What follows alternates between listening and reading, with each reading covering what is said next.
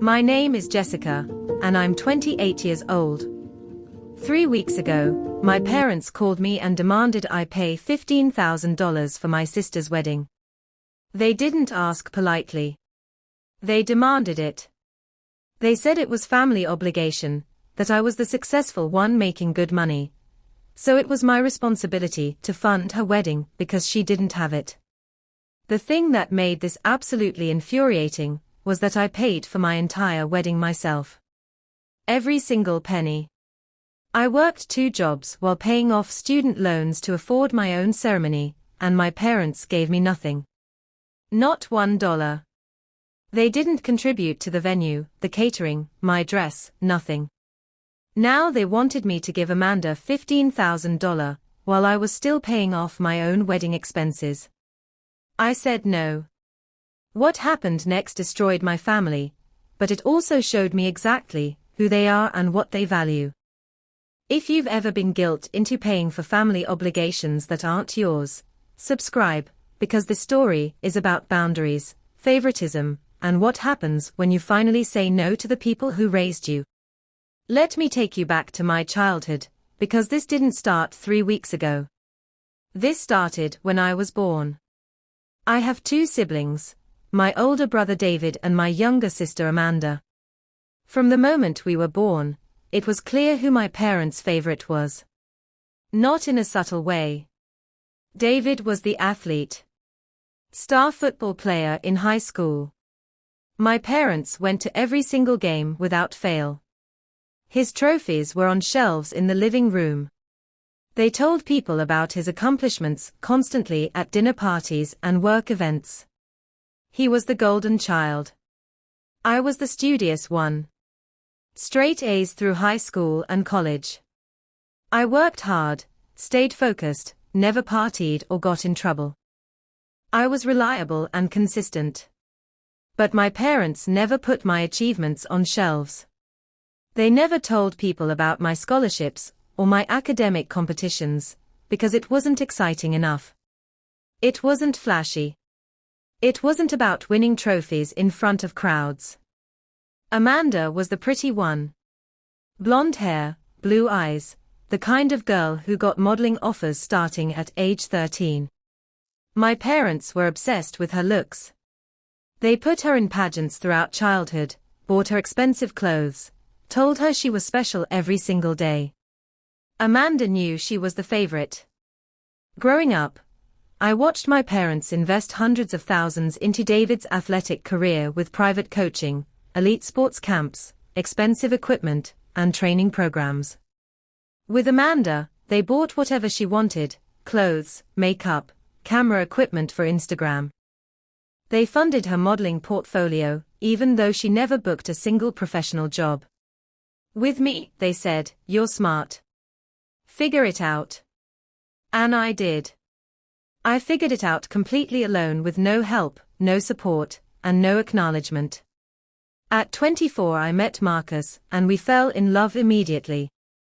There was something about him that made me feel seen, valued, like I mattered just by existing. We got engaged at 26, and started planning our wedding right away. I spent a full year planning every detail, because this was my one big moment. This was the day I was going to feel like a princess, like someone important, like someone worthy of celebration. The wedding was going to be intimate and meaningful, not some massive over-the-top event, just around 80 people who actually mattered to us. Close friends, family, the people who'd been there through everything. The total budget came to $18,000, which felt substantial, but reasonable for what we wanted to create. I saved aggressively for that entire year.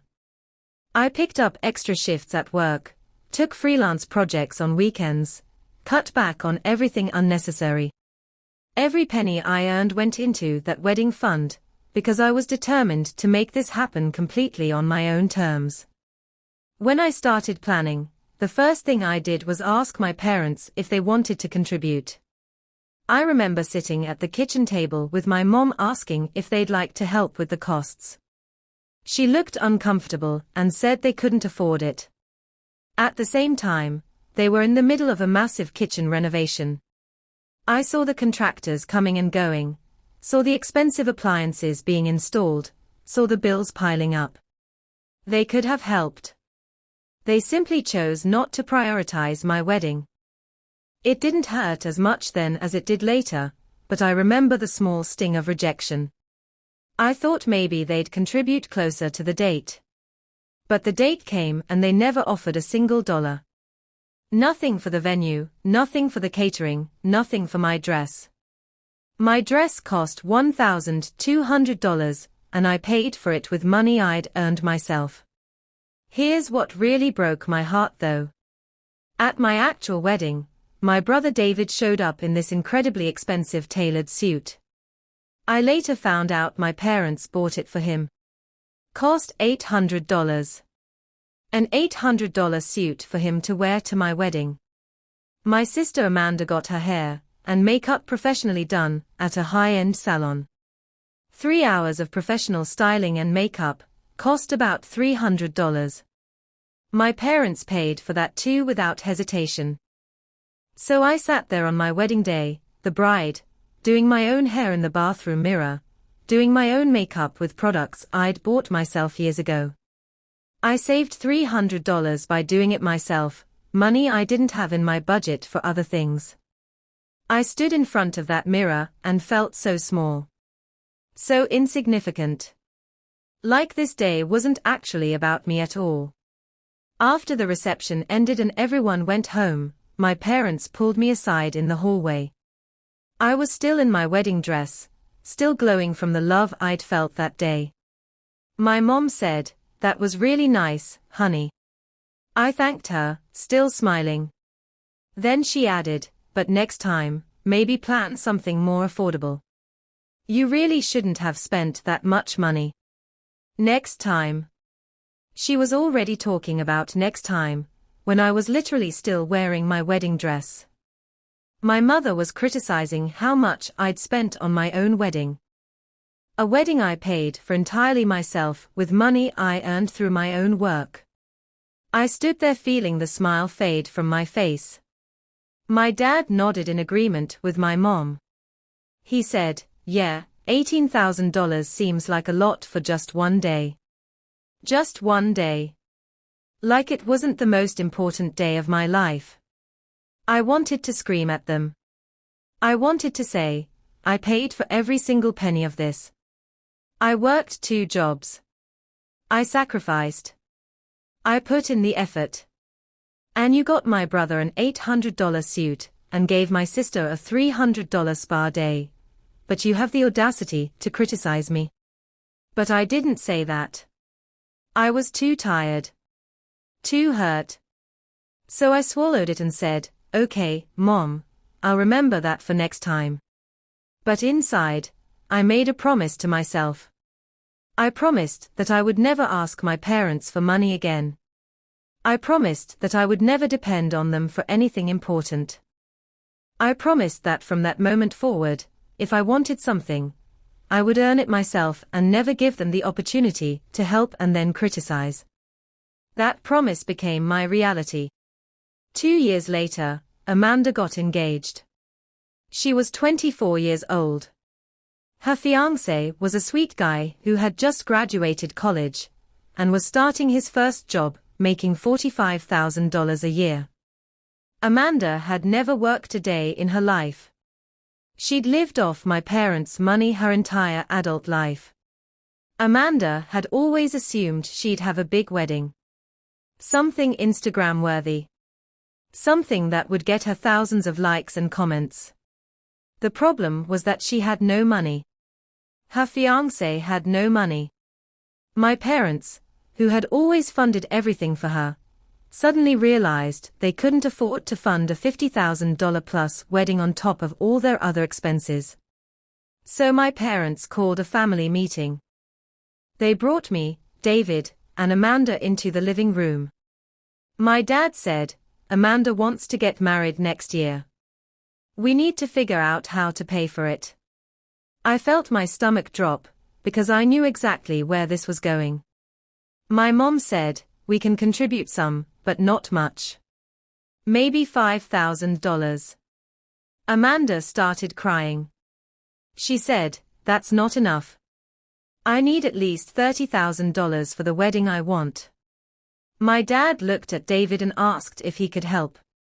David, who had gotten a job at a finance company making $90,000 a year, said, "I could probably contribute $2,000. My dad turned to me and my whole body went cold. "Jessica, you're doing very well at your tech job. You make good money. Can you help your sister?" I felt my stomach drop into my shoes. I asked, "Help how?" My mom said, "She needs $15,000. We were thinking you could pay that." I stared at her.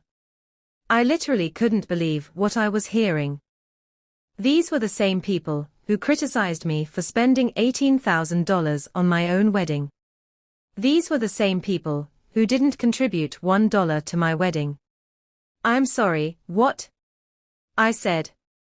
My dad said, "It's family obligation, Jessica. Your sister needs help. You're the successful one." I took a breath and said very carefully, "I paid for my entire wedding myself. Every penny. You contributed $0. You criticized me for spending $18,000. Now you want me to give Amanda $15,000 for her wedding." My mom said, "That was different. You chose to have your wedding. Amanda is your sister. Family comes first." I said, "Family comes first. Since when?" "David got $800 suits for my wedding and you paid for Amanda's hair and makeup, but you gave me nothing for my own wedding. And now it's family obligation." My dad said, "You're being selfish, Jessica." Those words hit me like a punch in the stomach. Selfish. Me? The one who worked 2 jobs. The one who sacrificed. The one who asked for nothing and got nothing. I was being selfish for not giving my sister $15,000. I stood up and said, "No. I'm not doing this. I'm not paying for Amanda's wedding. She can have a smaller wedding, or you can all contribute what you can, or Amanda can wait and save money like the rest of us." My mom started crying. Amanda started crying. David looked uncomfortable and said nothing. My dad said, "You're going to regret this. Family is important." I left the room and didn't come back. What happened next was absolutely relentless. My mom called me every single day for a week. Same message every time, "Amanda is devastated. She's your sister. How can you let her have a smaller wedding?" The guilt in her voice was suffocating. I'd listen to her cry and feel this weight crushing my chest. But I knew what was happening. I knew she was trying to manipulate me. My brother called and said, "Jessica, come on. It's not that much money. You make 6 figures. I said, "David, you make $90,000 a year. Why aren't you splitting this with me? Why is it all on me?"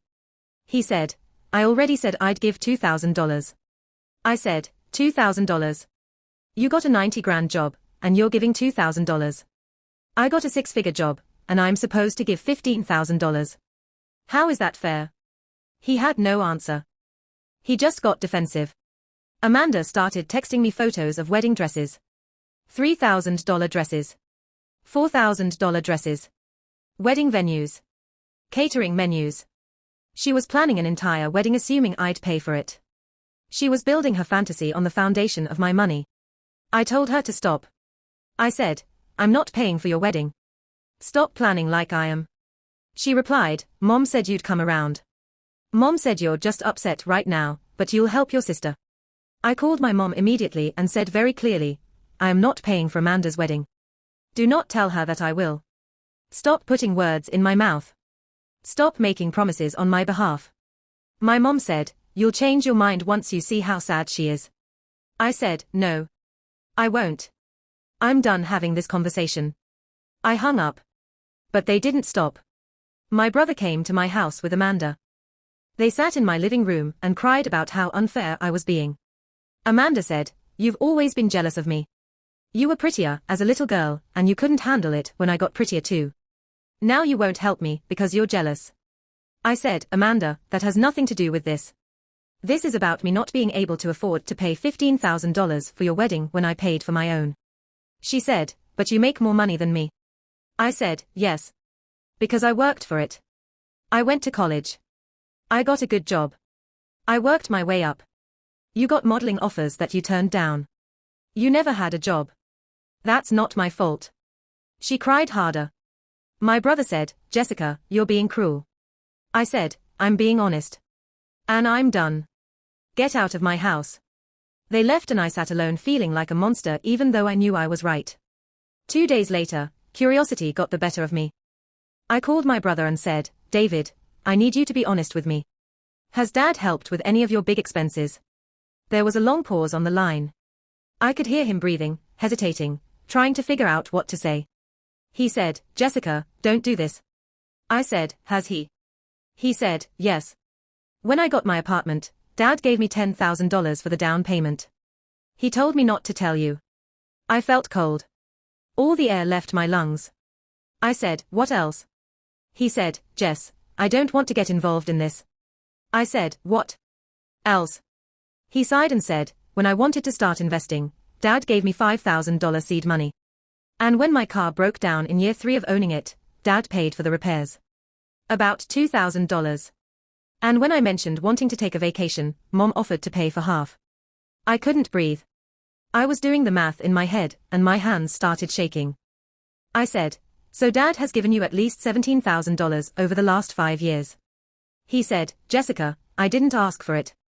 He offered. I said, I know you didn't ask. That's the point. I never asked either.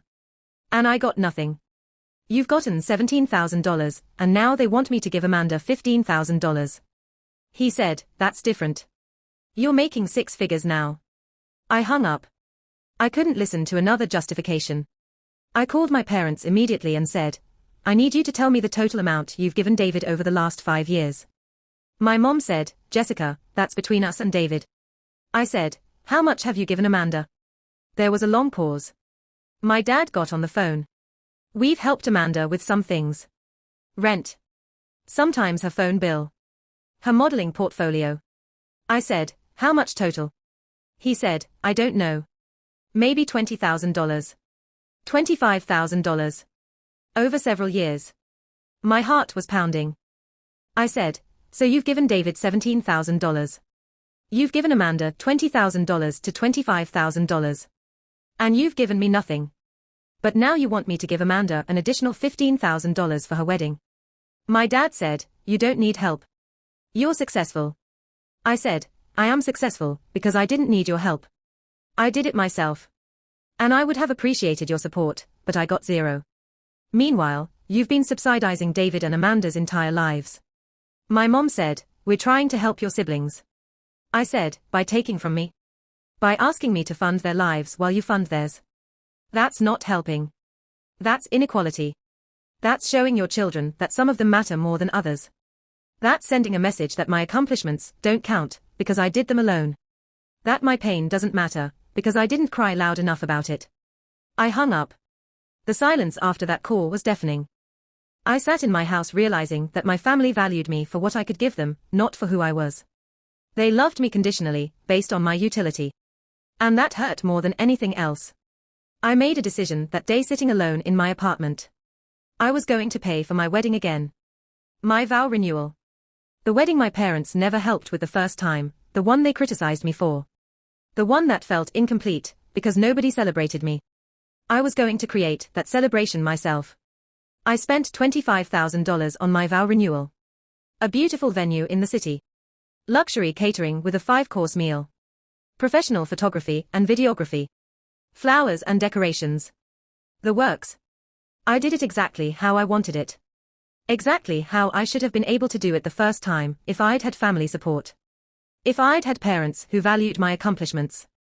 If I'd had siblings who understood sacrifice. I invited my parents. I invited David. I invited Amanda. My parents came. My brother came. Amanda didn't come. She said she was too upset about the wedding situation. She didn't want to be around me. So she stayed home while I celebrated myself and my marriage and my accomplishments. The vow renewal was everything my original wedding should have been. People saw me celebrated. People heard about my accomplishments and my strength and my journey.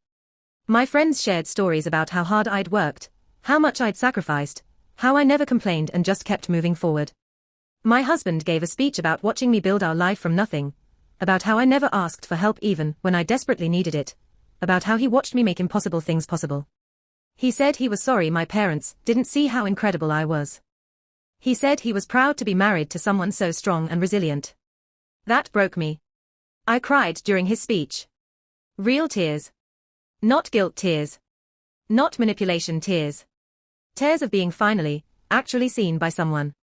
During the reception, my dad gave a toast. He said, "Jessica, we're sorry. We're sorry for not supporting you the way we should have. We're sorry for asking you to fund Amanda's wedding when we didn't fund yours. We realize now that we made mistakes. We realize that we treated you unfairly and we're sorry." I cried. For the first time in this whole ordeal, I cried genuine tears of relief. My mom hugged me and said, "We love you. You deserve better than how we treated you." I said, "I know." That acknowledgement didn't fix everything. It didn't undo the years of favoritism, or the pain of feeling less than my siblings. But it was something. It was a starting point. It was my parents finally seeing me. It was validation that I wasn't crazy for feeling hurt. It was proof that my boundaries had worked. Amanda ended up having a smaller wedding with a $12,000 budget. My parents paid $8,000. David gave $2,000. Amanda and her fiancé paid $2,000 together.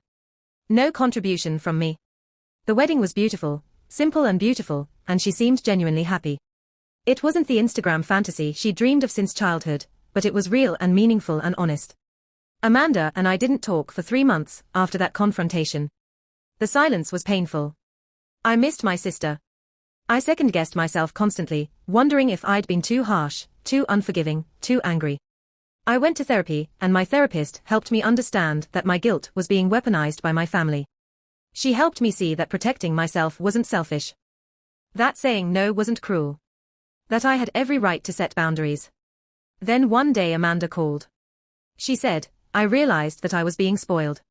I realized that you were right. You worked for everything, and I expected everything to be given to me. I saw Mom and Dad give you that vow renewal party, and I realized how little they'd given you for your actual wedding. I was ashamed. I'm sorry." I cried during that conversation. Not guilt tears. Tears of relief. My sister finally saw me. She finally understood what I'd been saying all along. We rebuilt our relationship slowly after that, and now we're close again.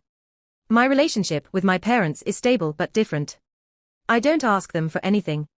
I don't expect anything from them. And that's freed me from so much resentment. I'm 28 now and I've learned that protecting yourself isn't selfish. Setting boundaries with family isn't wrong. Refusing to fund other people's lives while yours went unsupported isn't ungrateful. It's survival. It's self-respect. It's knowing your worth. If you've ever been the unfavored child, the one who had to figure it out alone, I want you to know, your boundaries are valid. Your needs matter. You deserve to be valued for who you are, not what you can give. You deserve a family that shows up for you the way you show up for them. If this story resonated with you, please drop a comment and tell me yours. Tell me how you handled favoritism in your family. Tell me how you set boundaries with people who tried to guilt you into giving everything you had. Tell me how you learned to value yourself when your family didn't. I want to hear your stories, because I want you to know you're not alone. So many of you have been in my position, standing in your wedding dress feeling small, or working 2 jobs to pay for your own life while watching siblings get handouts, or being called selfish for protecting yourself. You're not selfish. You're just brave. If you haven't already, please subscribe. I read every single comment you leave. I respond to as many as I can. This community is where I found my strength to finally say no to my family, and maybe my story can be the same for you. Maybe you needed to hear today that you don't owe your family your success. You don't owe them your money. You don't owe them your peace. You only owe yourself the respect of protecting your own life. Share this with someone who needs to hear it. Someone you know has been guilt into paying for family obligations that aren't theirs. Someone who has been treated unfairly and doesn't know how to set boundaries. Someone who needs permission to say no. That person might be watching this right now, and your share could change their life. It changed mine to finally admit that my family didn't value me, and once I admitted that, I could finally value myself. I'll see you in the next one.